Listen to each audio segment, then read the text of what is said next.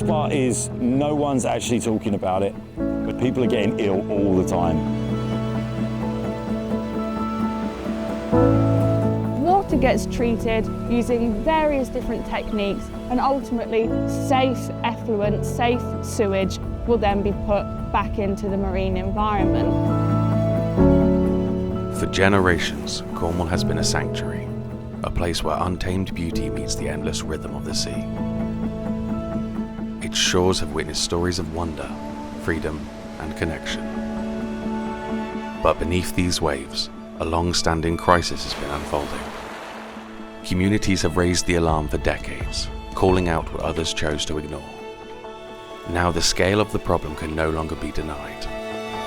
Through the voices of those who live, work, and fight for the seas, we uncover a hidden crisis, a story that challenges everything we thought we knew about Cornwall's waters.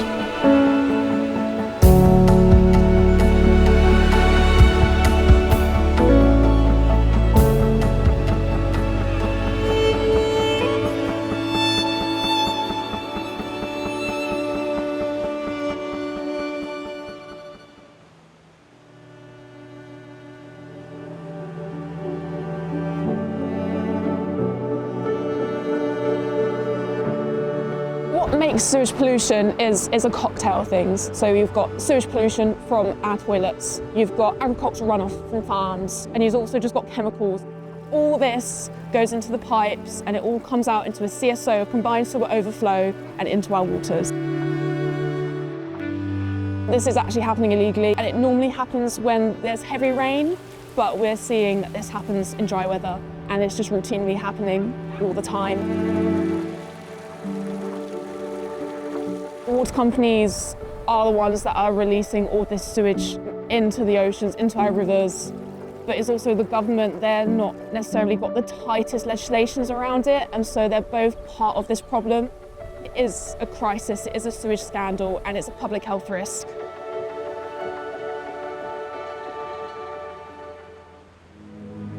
Because of the cocktail of chemicals and pollution that's in the water and going into the sea, we're getting sick.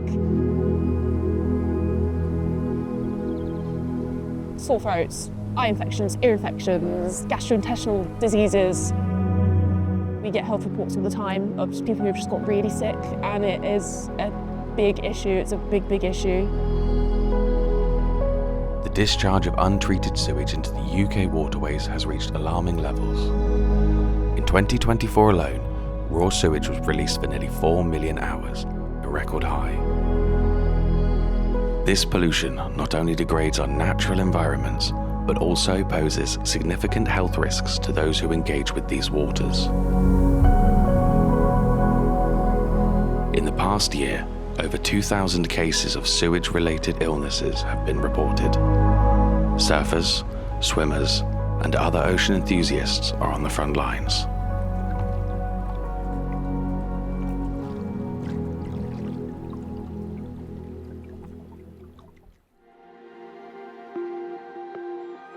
What does surfing mean to me? Connected to source energy, connected to nature, completely in the moment. It's like you're dancing with nature. It's sounding super corny, it's dancing with nature. When I'm out there, everything disappears. Stress, everything disappears. It's beautiful.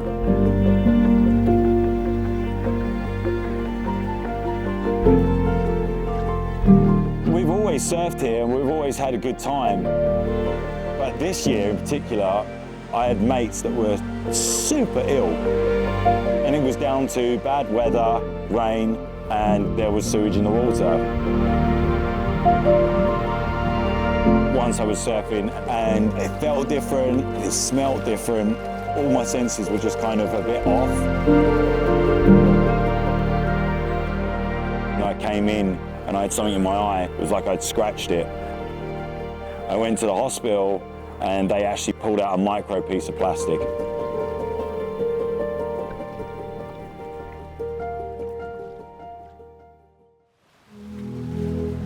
This is just one of many stories. Across the country, surfers and swimmers are falling seriously ill. Some even facing major surgeries like open heart procedures. This isn't bad luck, it's a warning. A situation that's spiraling, and one we can't afford to ignore. Because while the water might look clear, the danger runs deeper. Bacteria and pathogens that silently enter our bodies, with consequences that are becoming increasingly severe.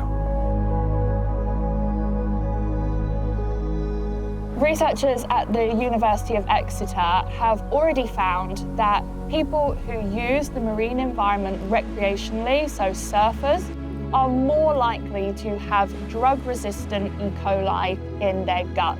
And it's thought that this is due to sewage spilling into the environment, and then whilst they're surfing, they're ingesting water accidentally. Within that water is the E. coli that's come from sewage.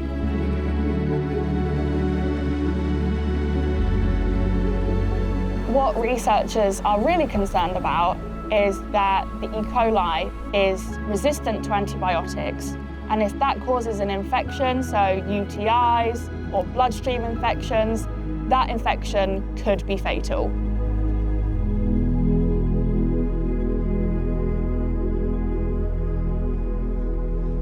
Every day, 2 million tons of sewage, industrial and agricultural waste are discharged into the world's waters. This mass is equivalent to the weight of almost the entire human population. But the damage doesn't end there. Over time, these harmful microorganisms spread far beyond the shoreline, carried by currents and marine life. What begins in polluted waters eventually makes its way into the seafood we consume, silently bringing the effects of pollution right onto our plates.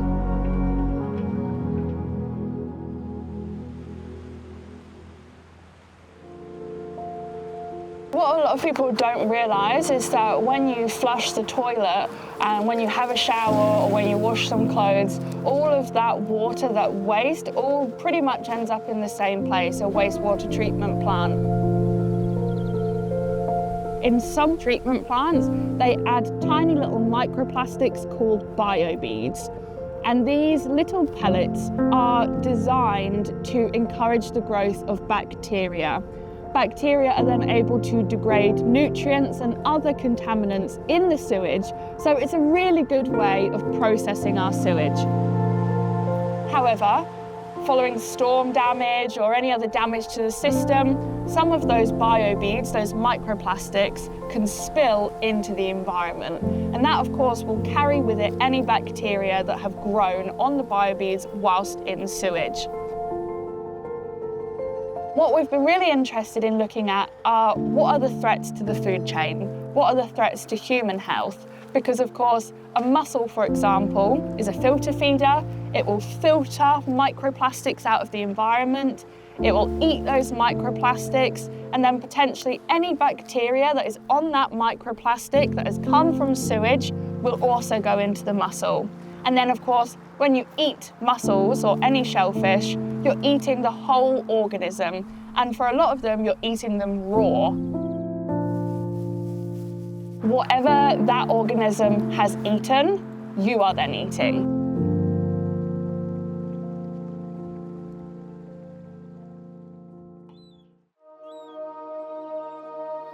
To hear that children can't go in the water, you can't really reverse that, you know?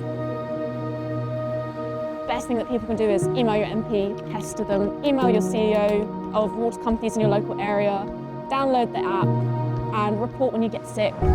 Make some placards, put a wetsuit on, get into the streets, get into your rivers, whatever you can, and protest. We can't just accept this as normal. We need accountability for this. South West Water has the worst performance. You can hear the whole of Cornwall almost scream. It's getting worse. Would you bring your children on holiday to Portslade Beach? All of us deserve a healthy natural world so that all of life can thrive.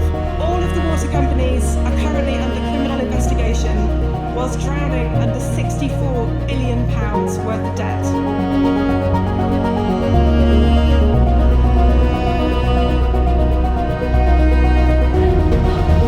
We are not separate from the ocean.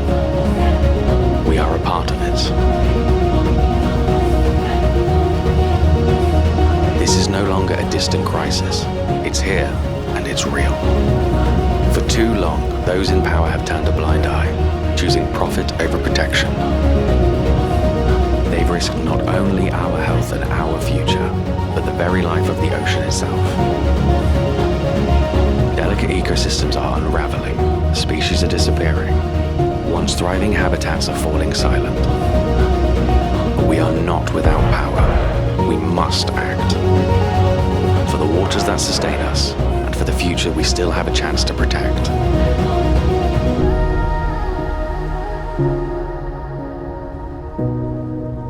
The ocean has given us everything.